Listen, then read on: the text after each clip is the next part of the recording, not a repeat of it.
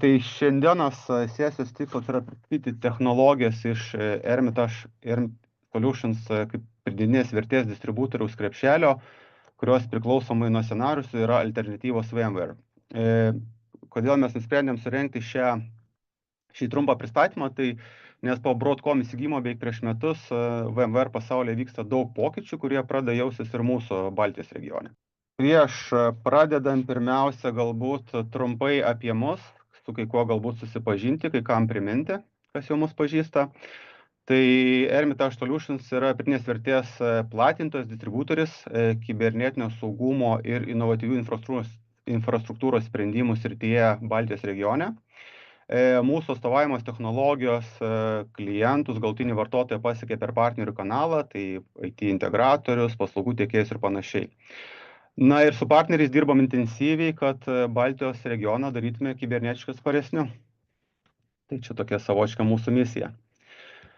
Na ir dabar į jau šios dienos temą, tai pirmiausia galbūt trumpas toks statusas, kas vyksta su VMware Broadcom po Broadcom įsigijimo.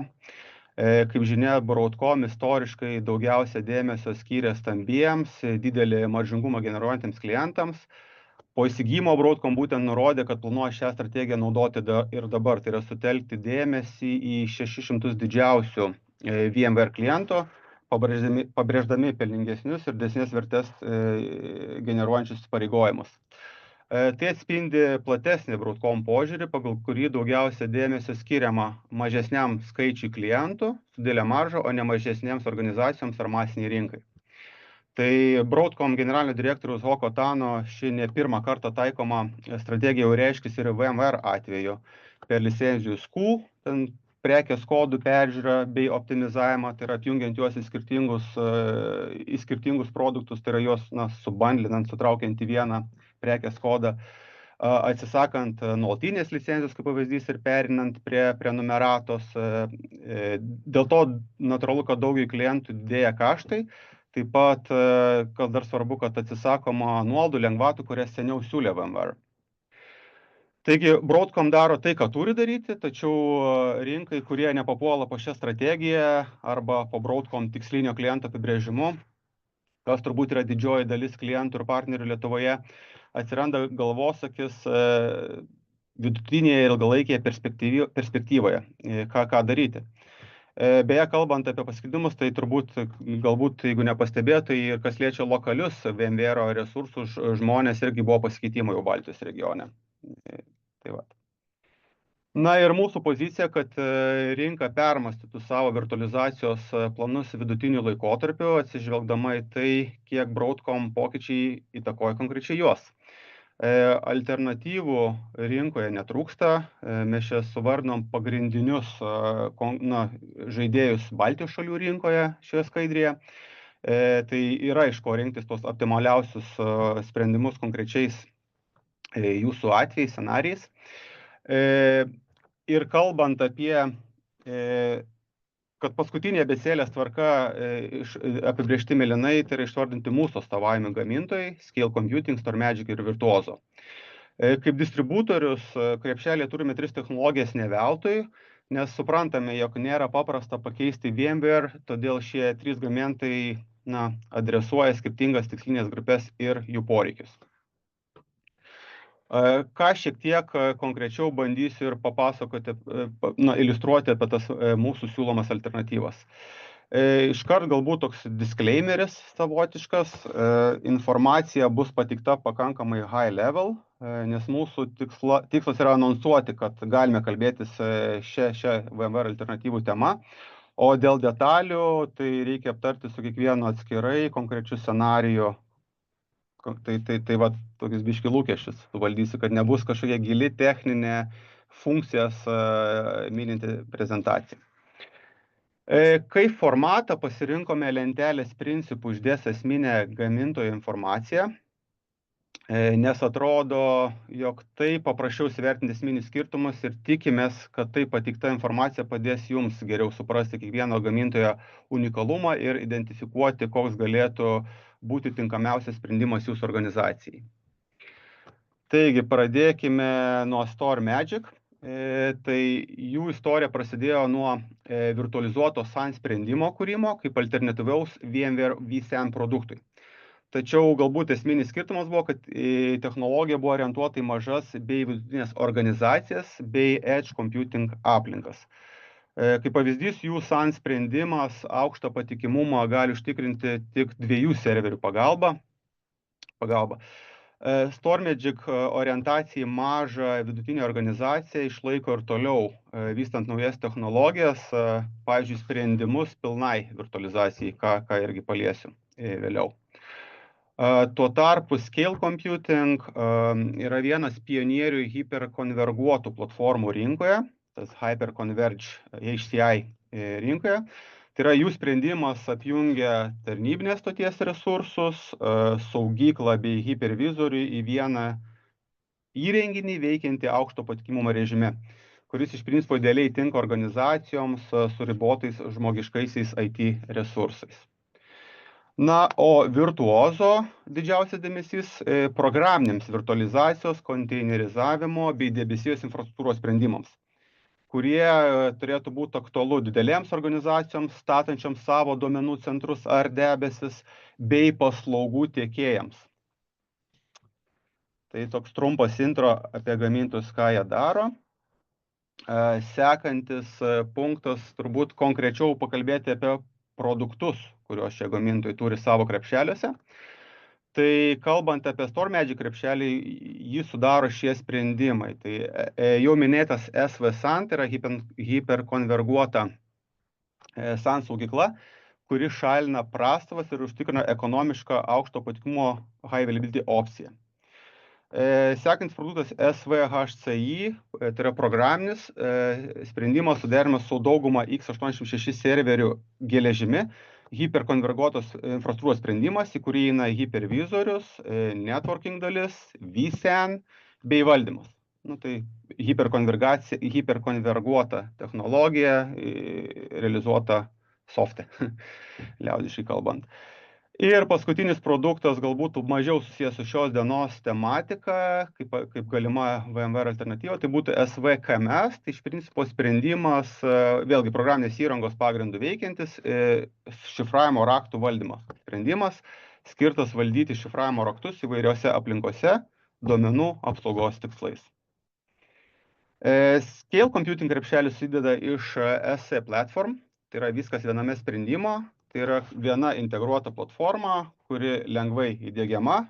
Praktiškai, kaip tas diegimas galėtų atrodyti, į serverinę spintą įdedamas įrenginys sudarytas iš 3 klasterių, įjungiamas ir jau galima pradėti virtualizuoti aplikacijas. Įrenginių modeliai skirti nuo mažo ar edge poreikis turinčio kliento iki didelių ar didesnių duomenų centrų. Tai yra plati skalė hardware įrangos. Jei organizacija turi keletą geografiškai išsibarsčių taškų, produkto SC Platform, SC Fleet Manager pagalba nebus sudėtinga jos suvaldyti centralizuotai. Scale, kurdama platformą, atsižvelgia organizacijas su ribotais IT žmonių ištekliais ir technologiškai sprendžia šį uždavinį per tokias funkcijas kaip self-heal, savarankiškos sistemos atstatymas, ar automatinis failover ir panašiai, kad siekiant užtikrinti, kad organizacijos nepatirtų operacinių trikdžių. Dar kas svarbu pabrėžti galbūt Scale atveju, kad kas liečia support klausimus, tai šiuo atveju tai yra vienas kontaktinis taškas, dėl kurio kreipiamės su visom galbūt galimomis problemomis. Nes, kaip žinia, kai yra skirtingi tiekėjai hipervizorio, geležies, tinklo dalies ar ten duomenų saugyklos, tai ten tenka tą pingpongų kartais užsiiminėti, sprendžiant tam tikrus, siuntinėjant užklausimus iš vienos pusės į kitą. Na ir kalbant apie Virtuozo krepšelį, tai jis platesnis, bet pakomentuosiu 2 flagmanus iš jo. Tai Virtuozo Hybrid Infrastructure, tai yra integruota debesų infrastruktūros platforma, apjungianti skaičiavimo, compute, kitaip tariant, virtualizavimo, konteineriavimo išteklius, duomenų saugyklos bei tinklo, bei skaitant Software Defined Network išteklius į lengvai auginamą infrastruktūrą kaip paslaugos sprendimą, tai yra IaaS. kurio dėka diegiamos ir valdomos tiek viešos, tiek privačios debesijos aplinkos bei palaikomi hibridinės debesijos scenarijai. Iš principo platformos tikslas supaprastinti debesų infrastruktūros valdymą, tuo pačiu sumažinant veiklos sąnaudas. Kalbant apie kitą sprendimą, Virtuoso Hybrid Cloud yra iš principo labai panašu, ką tik minėjau, tiesiog pozicionavimas yra tas, kad Hybrid Cloud Virtuoso sprendimas yra skirtas paslaugų tiekėjams. Tai yra paruošta pilnai lankščiai ir efektyviai teikti cloud paslaugas bei produktus rinkai. Orientacija tarp gamintojų, pabandėme dar palyginti, kaip mūsų tie atstovaujamos technologijos lyginasi konkrečiai su VMware produktais. Svarbu atkreipti dėmesį, kad tai vėlgi paviršutinis palyginimas ir reikia konkrečiais atvejais gilinti situaciją, bet kažkaip pasirodė, kad tai bus biškai paprasčiau orientuotis, kad geriau iliustruoti tų gamintojų galimybės ir pozicionavimą rinkoje, apie ką galime ir pakalbėti sekančią lentelės eilutėje. Tai va, tai StoreMagic save pozicionuoja kaip paprastų, ekonomiškų ir lengvai diegiamų IT sprendimų tiekėja mažoms ir vidutinėms organizacijoms, bei edge poreikius turintiems, nežinau, mažiems duomenų centrams ar geografiškai galbūt išsibarsčiusioms aplinkoms. Geri pavyzdžiai būtų mažmeninės prekybos parduotuvės, degalinės, gamybos objektai ar nutolę biurai. Jų krepšelis, kaip jau buvo minėta, prieš tai orientuotas į mažesnės, galbūt vidutinės organizacijas, bet grubiai taip tariant, iki 500 vartotojų, jeigu kalbėt apie ten kompiuterizuotas darbo vietas. Komercinė indikacija, kad StoreMagic būtų apie 60%, tai vidutiniškai pigiau nei analogišką funkcionalumą realizuoti VMware pagalba. Na ir žinoma yra vėlgi, kad įsitikinti, ar jisai atitinka, ar gali daryti tai, ką jūsų scenarijais daro VMware, tai visada yra galimybė testuoti. Tuo tarpu Scale Computing save pozicionuoja kaip lyderį hiperkonverguotos infrastruktūros sprendimuose, vėlgi sutelkdama dėmesį į infrastruktūros valdymo supaprastinimą vidutinio dydžio organizacijoms. Taip pat vėlgi gan daug eskaluoja edge kompiuterijos padengimą ir vėlgi, jeigu yra geografiškai išsibarstę, išsiskirstę organizacijų aplinkos, vėlgi tas sprendimas gali efektyviai tokias aplinkas suvaldyti ir padės. Vėlgi, jeigu kalbėt apie sektorius tokius kaip žemai kabančius vaisius, tai būtų turbūt edukacija, vėlgi gamyba, paslaugų tiekėjai, pavyzdžiui, sveikatos priežiūra. Kalbant apie organizacijų dydžius, tai tas jų tas saldusis taškas, sweet spot būtų organizacijos 400-800 dydžio įmonės, arba jeigu ten kalbėt, tarkim, terabaitais naudingosios saugyklos, tai jeigu yra poreikiai ten 40-50 terabaitų apimtise. Vėlgi, jeigu yra poreikis testuotis, tai mes kaip distributorius galime atsiųsti, grubiai tariant, duomenų centrą lagaminėlyje, tai yra ištestuota visa įranga. Na ir Virtuoso pozicionuojasi vėlgi kaip virtualizacijos, konteinerizavimo ir debesų infrastruktūros sprendimų tiekėjas, tačiau šiuo atveju didelėms organizacijoms ir valdomų paslaugų tiekėjams. Komercinė indikacija, tai vėlgi lyginant tos rekomenduojamus kainoraščius, tai vidutiniškai Virtuoso būtų apie 30% pigiau nei analogiškas funkcionalumas realizuotas VMware, kai kalba eina apie licenzijas. Tai čia vidutiniškai pasakėm, ten vėlgi diskutuojant apie konkretų projektą, tai Virtuoso linkęs būti agresyvus, tai tie procentai gali būti ir didesni. Svarbus galbūt momentas, kad Virtuoso netrukus planuoja išleisti ir savo Virtuoso Hybrid Infrastructure sprendimo Lite versiją, kurios pagal poreikius atitiktų VMware Essential Plus licenciją. Tai ten būtų nuo 1 iki 3 naudų mazgų virtualizavimui skirtas sprendimas. Na ir dar viena jau paskutinė lentelės palyginamoji eilutė, kad dar paprasčiau susivokti, kalbant apie pozicionavimą, tai pabandėm sugretinti mūsų atstovavimus gamintojus su alternatyviais gamintojais, neįskaitant VMware. Vėlgi atkreipiu dėmesį, kad šią info reikėtų vertinti su tuo taip vadinamu druskos krisleliu ir labai vėlgi svarbu gilintis į konkrečius atvejus. Tai StoreMagic principe lyginasi su Proxmox, tik tiek, kad StoreMagic yra komercinis produktas su 24/7 palaikymu, reikalingomis integracijomis jau out of the box, nuolatiniu naujinimu ir panašiai, bei vystymu. Tai natūralu, kad jo, pavyzdžiui, nuosavybės kaštai bus žemesni. Scale artimiausi konkurentai tai būtų Nutanix, SimpliVity ir Dell VxRail. O Virtuoso iš principo lyginasi su didesnių gamintojų technologijomis.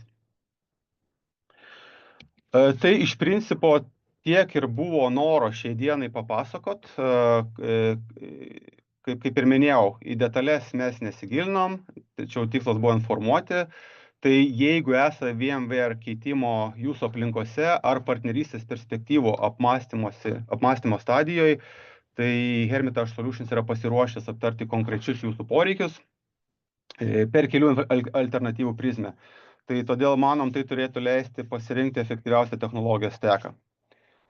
Todėl kviečiu susisiekti, padiskutuoti konkrečiai ir detaliai, atsižvelgiant į jūsų poreikius. Ačiū dar kartą už dėmesį ir geros likusios dienos.